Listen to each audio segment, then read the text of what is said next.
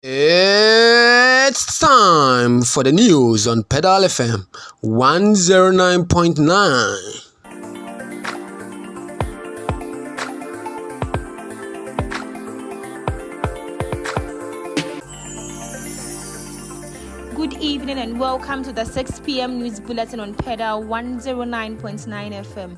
We are broadcasting live from our studio here at the number 1 Oxford Street in Osu. I am HELLEN ADJAKLO. In the headlines, some residents living in Anumansa Street in Osu petition local authorities and the government to find lasting solutions to perennial floods in the community. With the flood, I think the citizens or people living in Osu should try and change their character and stop dumping rubbish in gutters. Tonight, we'll be bringing you a report on how Osu Oxford Street is becoming dangerous for motorists and pedestrians due to pavement invasion by hawkers.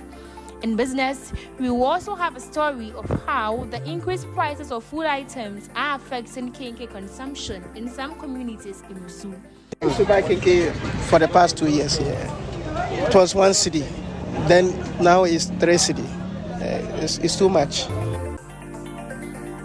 Then in sports, a section of the youth who patronize the ADWOA football park in Osu say they will resist any attempts by authorities to transform the pitch into an astroturf. If you do astroturf for you, wait time say make me I no can play, but make a pay 600 Ghana then pay. Wallahi, you see them wire mesh no. Allow me people go buy them. Details of these and other stories coming up shortly. Do stay with us.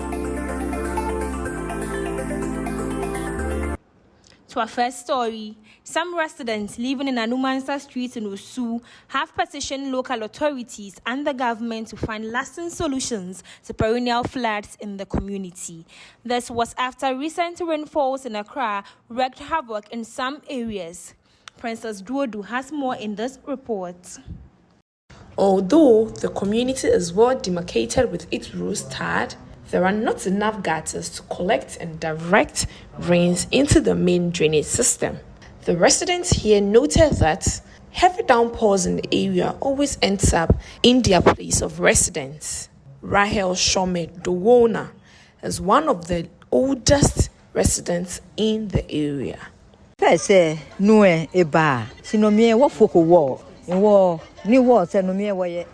This place always floods when it rains. And back then, we had no walls here. There is a large gutter here, which is supposed to drain the water, but it is connected to many gutters as far as the Ibri Mountains. So when it rains heavily, the water comes down the mountains and floods this place. The floods can get so bad that sometimes even cars are washed out. Alfred Gahu tells me his observations on some of the possible causes of the floods. The water comes all the way from the Ibri Mountains there. So as soon as it's raining from that side, and then this place also is raining, and then it joins, then it becomes something else. But the gutter there is very big, but yes, still we are suffering. This gutter links all the way to the top. Sometimes you'll be here, whereby it has not rained here, but if you get closer to the gutter, if it has rained at the top there, from the mountains there, you see that the water is passing very huge, whereby we have not had any rain within.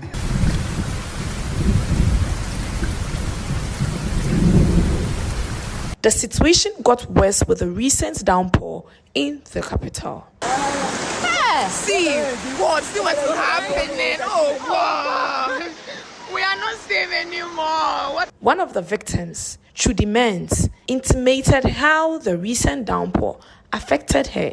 It's just devastating. Then our fridges, electrical gadgets, and electronics get spoiled. Some of the affected victims want drastic measures to be taken by the government to avert disaster in the future. With the flood, I think the citizens or people living in Osu should try and change their character and stop dumping rubbish in gutters.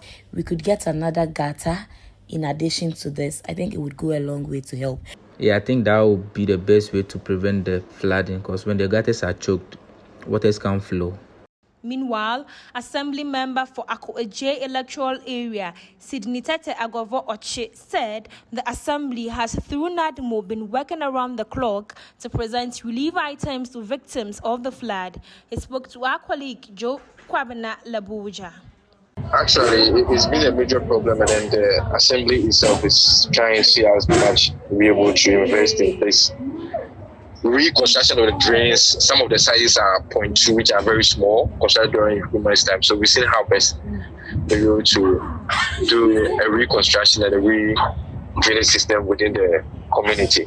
With the community stakeholder engagement that we had before the action plan was made, Akwaji opted for drains. So I strongly believe that the states will take over and then issues of such nature will be addressed. But since that distraction, what has NADMO been doing through the Assembly? Is this something you can share with us? I personally was on the rain and I helped service some people, help break some walls for floods for the waters to flow on. And then I called in the Assembly. They came in, NADMO came in and a big record said that it has been stated clearly that those people will be taken care of. Actually, it's barely a week and beyond now. Yesterday, I personally spoke to the NADMO director to reassure their enforcement to activities that they need to undertake within the community. And that she assured me that the requests have been made and that they will be delivering to the people, especially the victims within the flood-prone areas. That was the Assembly member for ADWOA electoral area, Sidnitete Agwovo-Oche. To some rent issues, some landlords in Osu had described as illogical part of the rent control law that requires them not to take payment for over 6 months. According to them, the cost of living is high and landlords have invested all they have in erecting buildings and should not be told what to do. Kofi Dixon is one of the landlords.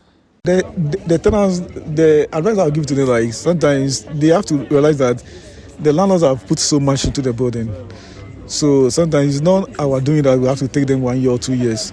But we feel like if the government has been very sensitive enough, rather than they are rather accusing us, at least we can also, at least if the building materials are really down, that's not we can charge 1 year or 2 years. But the government is not a listening government. It doesn't listen.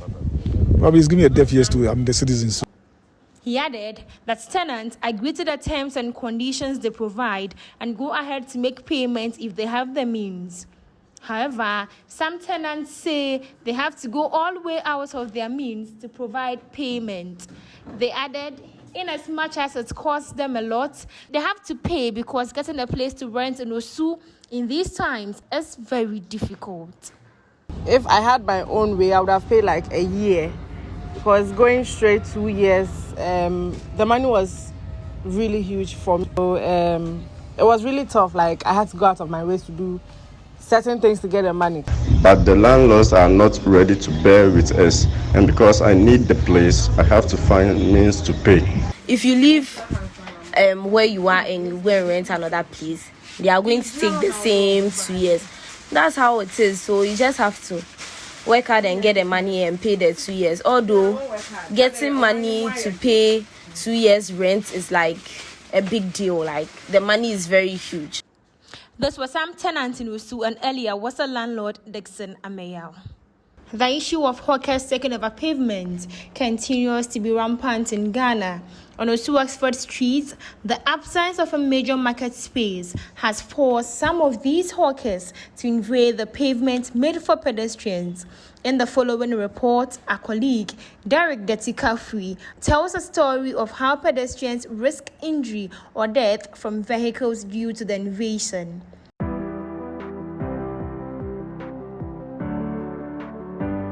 Located near Dankwa Circle, which is also popularly called Dankwa First, Oxford Street in Osu is a hub filled with people, trade and beautiful buildings. It is often packed with a diverse group of people who range from local residents going about their daily lives to tourists who come to experience the culture and arts of Osu. Being an urban center, the roads of Oxford Street are often busy, leading traders to take over pavements reserved for pedestrians. Large trade centers like the Koala Shopping Center and ShopRite are situated well away from the pavements. But traders with smaller shops, not finding sufficient space to display their wares, have chosen the pavements as their place of market. Richard Opreku is an African craftsman who crafts products rich in Ghanaian culture. His wares range from basket hats, beads, small sculptures, and beautiful local footwear. His shop is situated on the pavements of Oxford Street. He agreed that hawkers on pavements was a problem, but the hawkers were not the only ones at fault.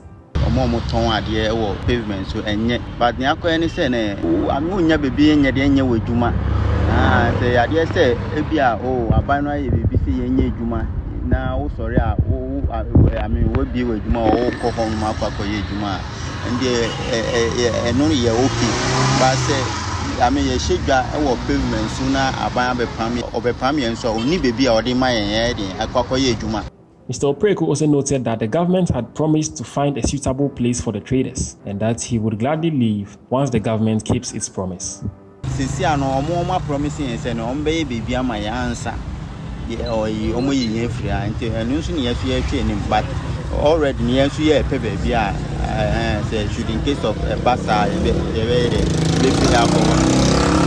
Josephine is a fashion trader. According to her, she is only on the pavement for a temporary basis as part of an exhibition approved by the city authorities. Exhibitions, yeah, so it's true and I bet for me groups, yeah, and individually for no, so monya place bina a hoye okay, they're not my friend. Na the goose na bahabeton. She added that since her location was not permanent, she would be glad if a permanent cultural market was built for traders like her, so the pavements would be free for pedestrians. Yeah, yana sanka pepa, yana permanent sanka epe, yeah. As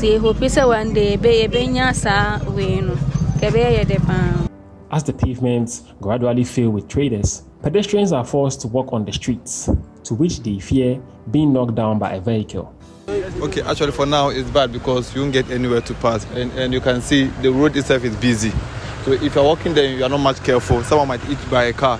And if a car knocks you on the roadside, the driver is right because it's not meant for you. But these people have taken over where you're supposed to walk. And there's nothing we can do about it. If the authorities themselves doesn't stand up and move them from here, we the citizens have nothing to do, and it's very bad. So far, it seems the pedestrians want the traders off the pavements, but the traders have said that they will leave once a market is built for them. So the question remains, how long will it take before the government gets into action? I am DERRICK KAFUI, reporting for Pedal FM, Oxford Street, Osu. Let's move to some road safety related issues. Some pedestrians and motorists who ply a section of the Ring Road Highway are calling on authorities to fix more functioning traffic lights around the National Police Headquarters in Osu, which they say pose a threat to their lives. According to them, the traffic light has not been in use for past months, and as such, pedestrians have to strategize means to cross the road hurriedly to avoid being knocked down by a car. They, however, want the government to put measures in place for safety. Well, it's very, very risky when using that route because the traffic light is not working and we pedestrians crossing the road becomes scared because our life is at stake when you're not able to strategize how to cross the road very well. Then you can surely be knocked down by a vehicle. When you get to meet a group of drivers who are not as benevolent as you would like them to be, you find yourself standing by the roadside for a long time. I haven't encountered any accidents, but I'm not always there to see what has been happening, and it's very dangerous. I plead with authorities to act very fast. Those were the voices of some pedestrians and motorists who ply the Ringway Highway in Osu. Now, drivers who ply the Anumansa-Kinkanwe electoral area and some major roads in the Osu community are complaining about the bad habit of parking cars and frequent blockade of roads by residents. According to these drivers, they find it difficult to use the road since both sides are packed with cars, which sometimes causes accidents. They complain that residents also block roads for their own events such as funerals and parties without a permit from the police. As a driver, I find it difficult sometimes when using the road because anytime there is a party or funeral, the road is being blocked. They should try and get an event center for such occasions. Blocking of the roads in Osu. As a driver, I think it's very important to prevent them from blocking roads. When they block roads, it's difficult to move around Osu. The authorities or government should do something about that because there are proper venues to do programs, but people choose to block roads just to have fun or just to organize program, which is very bad, and sometimes it causes massive traffic. What we normally face is, when they are blocking the road, they don't put no access at the junction for you, the driver, to know that the road has been blocked. I mean, it affects we, the drivers, because if it's like that, we have to find an alternative road to pick up the client, or to find an alternative road to go and park in our various houses. And when it happens like this, they don't close early too. So if there's no alternative road, then you have to park your car somewhere, wait for them to finish whatever they are doing on a road, and then you go in for your car, come and park in your house. Speaking to the Kinkanwe Electoral Areas Assemblyman, George Annan stated that they regulate the road blockade by family heads seeking permits before using the road. He continued that the assembly has a task force that goes round to make sure no one blocks the road without permits.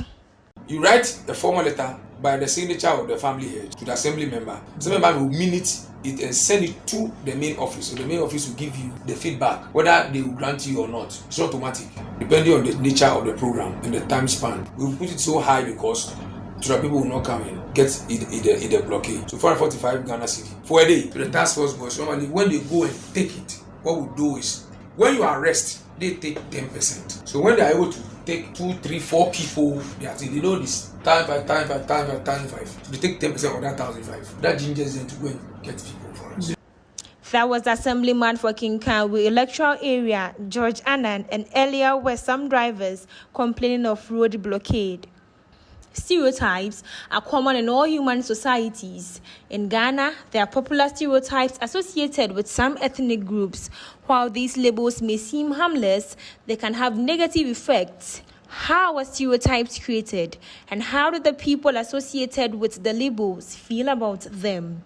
Let us find out in another report by DERRICK, DETI, KAFUI. Nigerians are fraudsters, Rastafarians smoke weed, and people who wear glasses are highly intelligent. These are stereotypes, which are beliefs that a person or group may have about other groups of people or nations. In Ghana, it is seen everywhere. This begs the question, how did stereotypes become so common? An expert's view will better explain such a question.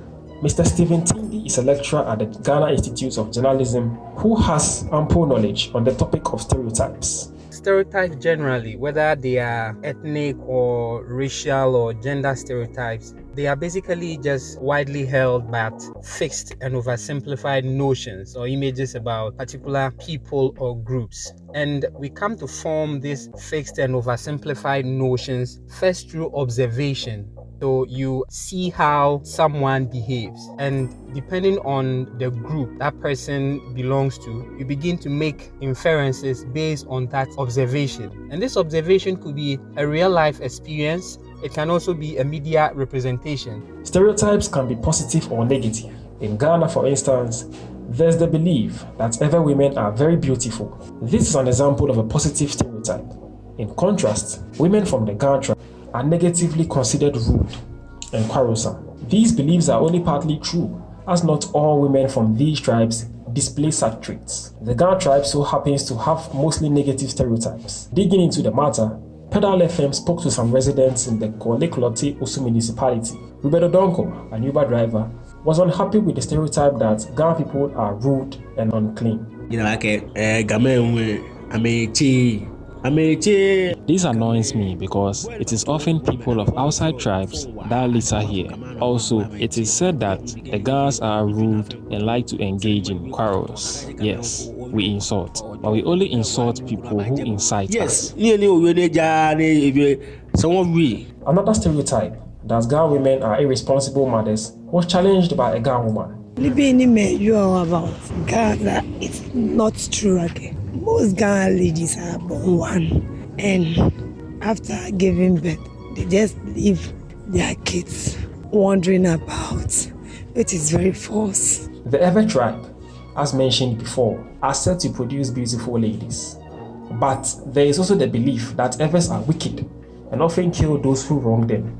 While some Ewes joke with this stereotype, others do not enjoy it. People being like, we are into spiritism, and sometimes I feel some of our brothers and sisters are also part of the reason why these things don't stop. Because even when people from other tribes try to tone it down, you find Ewes trying to threaten people and stuff and joking with it that, oh, I'll take you to Nogopo, I'll take you there, I'll take you here. As noted, stereotypes can have bad effects on people.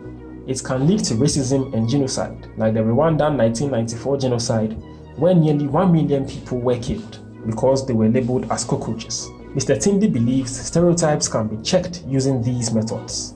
The first is to increase awareness by raising awareness about the dangers of ethnic stereotypes. The second is to challenge stereotypes. Some of the stereotypes have persisted because we have allowed them to be.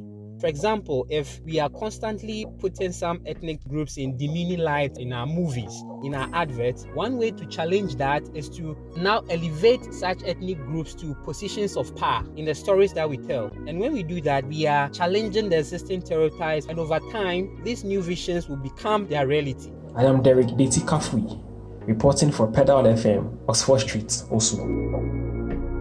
We go for a short breather. We'll be back with some business and sports stories.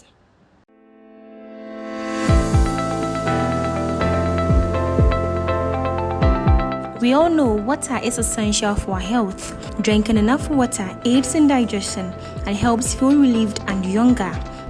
For me, I take up to 5 glasses of Vena mineral water in a day. My brain se me no Vena, ma koma to me me form. Munum Vena nsu osanda oma mo hodwo. Kake adunwe Vena wono e kemi ntuni minu Vena, kemi ya school minu Vena, kemi akage minu Vena. Yenwa Vena he wale son. Meno na Vena chi ela bena evivina. Vena mineral water. Go pink, go natural, go Vena.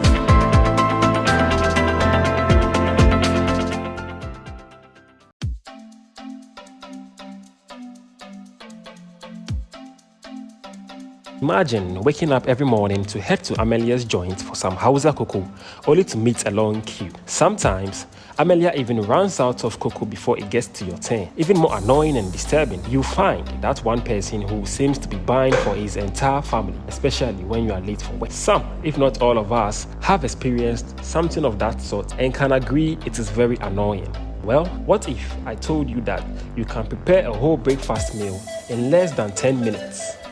We present to you Go Brown. Time is precious. Why not prepare Go Brown at home before leaving for work? Go Brown is enriched with 6 essential nutrients to suit your taste and boost your immune system. The ingredients are comprised of wheat, rice, soya bean, maize, granite, and millet. Not only that, Go Brown comes in different shapes and sizes to suit your preferred choice. And just as Oliver Taste asks for more, you ask for more Go Brown. Go Brown can be taken anytime, any day, and anywhere. Yenze, Yenkaton Brown, Yeka Go Brown, or Sunday, Kenum said then cry, ever Go Brown. Go Brown, a scoop of happiness.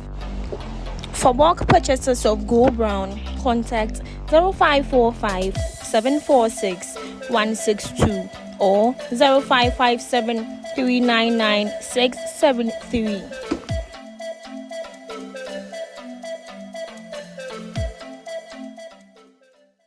Welcome from the break, and we have business news with Princess DUODU.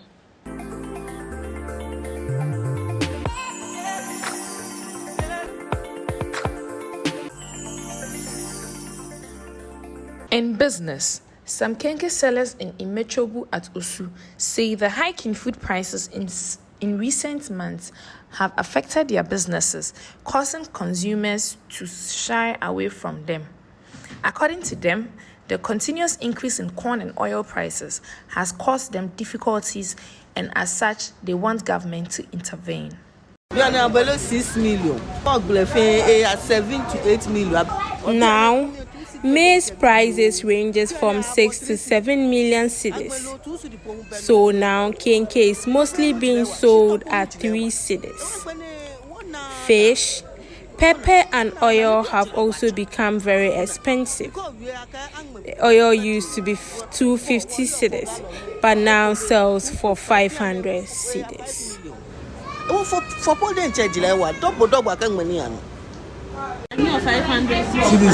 In the past, we could fill gas with as little as 400 cedis, but now it is 4,000 cedis. The prices have got me thinking so much that I have a headache. We complain about this, but the government never seems to care.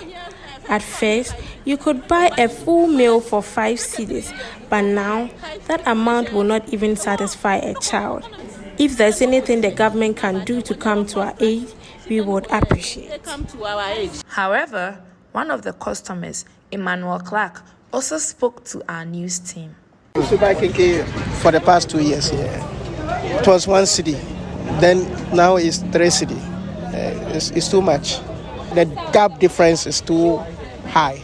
Kufuor MPP is different from Nanado MPP currently. Really? It's different, yes, because Kufuor time MPP was better. This time it's worse. That was the voice of Emmanuel Clark, a kinky consumer, and earlier were the voices of some kinky dealers in Osu. Still in business, some traders in Osu say they are running at a loss in the nose mask business after the President of the Republic, Nana Akufo-Addo, denounced the compulsory nose mask etiquette. According to them, the president should have given prior notice since the virus has not been completely eradicated. One of the traders, Rhoda Intim, spoke to Padal FM. First, it's me like 10 boxes a day to people. But because the president Sambeka said nose mask share compulsory, so people are not purchasing my nose masks again. I'm running at a loss. Maybe my first crime I'm supposed to get from the stuff I was buying, my nose masks. I've not even gotten the profits I'm supposed to get. I'm really sad because I can't cater for my kids' school fees if they don't buy my nose mask. However, speaking to some Ghanaians on why they have stopped purchasing the nose mask, they say they had been vaccinated and don't see the need to wear the mask again. Since the president says it's not mandatory, then it means the virus is really under control now. I carry it everywhere I go. I just don't put it on like I used to. I don't see why I should be wearing nose masks. It has always been uncomfortable for me, and now that it's not mandatory, I personally won't wear it again, unless where I'm going requires me to put on one, like a bank or a public place, where there are just too many people. I don't see the need of wearing masks again. I've already been vaccinated against COVID. Those were some Ghanaians expressing their views on the wearing of masks, and early on was a trader, Rhoda Intim. That's all for business with me, Princess DUODU.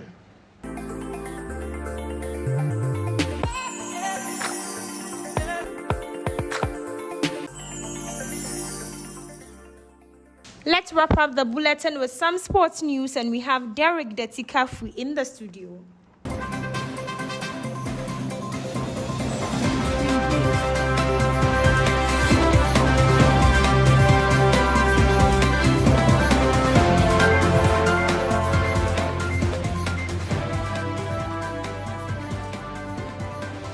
In the world of sports, a section of the youth who patronize the Kwabena football park in Osu say they will resist any attempts that would be aimed at transforming the pitch into an astroturf by authorities. According to them, converting the pitch into an astroturf will deny young people in the area their right to play football due to the cost that will come with it. Kwabena Laboja spent a day with these youths and has come through with this report. That was the sound of an enthusiastic youth of Kwabena training on the artificial pitch. Though it looks dangerous playing on the pitch, the young footballers say they fear losing the pitch to the rich when it is transformed to an astroturf. Nitanoi is one of the young footballers. Honestly, I don't think AstroTurf will be better for us because looking at the current situation at Laboja, AstroTurf has made them stop playing football, which will hinder, it will hinder the development of the youth. When AstroTurf comes into place, you need to pay before you play. Now, most of the youth here are students. They can't bring out 600 cedis to pay to play. Ishmael Akoto shares a similar sentiment. I'm seconding him. But they'll be like, you have to pay something small. She might not be like that. They about what they talk. We all be homies. But not be say you can't do the AstroTurf pack for a year. Then you go figure say, you be bossy. So they do AstroTurf, then say make you spy the pack up, so you don't go make anybody play. Then they can't play, and then you lock gates. You see that thing? It be so nice. It happen for McDonald over there. Upon all these resistance, I inquired from these young folks about what they know concerning the pitch. Do they really have the right to protest against the transformation of the park? Here is Nathan Noy again. I don't know much about the pitch, but what I know is some people came together, to arrange the place, pick some stones, a little bit of digging because they had water beneath the park. You can see there's water coming out at the moment. And then they finally decided to name it Akwaje Park because his house is just adjacent to the park. They are ready to thwart efforts if things are not done in their favor. The thing is that nobody is allowing big people to actually renovate the park and make it a turf park. That's it. That's the issue. If you do a for you, wait time say big me, I no can play, but make a pay 600 Ghana then pay. Wallahi, you see the wire mesh no? Allow people go buy them. Job Kwabena Laboja, Pedal News, Akwaje Park, Osu. Let us still stay on this development. As Assembly Member for Akwaje Electoral Area, Sydney Tete Agovo-Ochi, at the back of this story has confirmed to Pedal FM that indeed considerations are still underway to secure appropriate funds to transform the Akwaje Park. He noted that the park will be developed in the interest of the people of the community. Honestly, we had almost like 4 private developers coming around, and then we have the state, that is the Assembly, also planning to create some recreational centers. So as we are now, we are at the moment waiting for the right proposals for us to engage the authorities, what they want and what the community wants. So all I can say to the youth is they need to relax and allow the opinion leaders to handle the situation. That was the Assembly Member for Akwaje Electoral Area, Sydney Tete Agovo-Ochi. That's all for Sports Tonight. I'm DERRICK DETI KAFUI.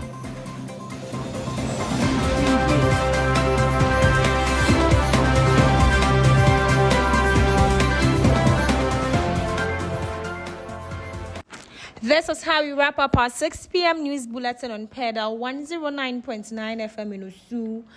But before we take leave of you, let's take a recap of our headlines. Some residents living in Anumansa Street in Osu petition local authorities and the government to find lasting solutions to perennial floods in the community.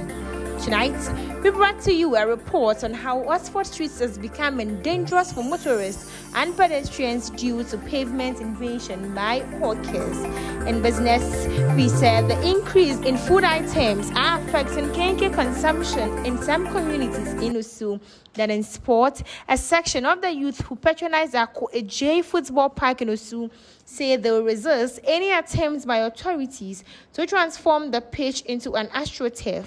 Once again, my name is HELLEN ADJAKLO. Thank you for listening and do enjoy the rest of our programs.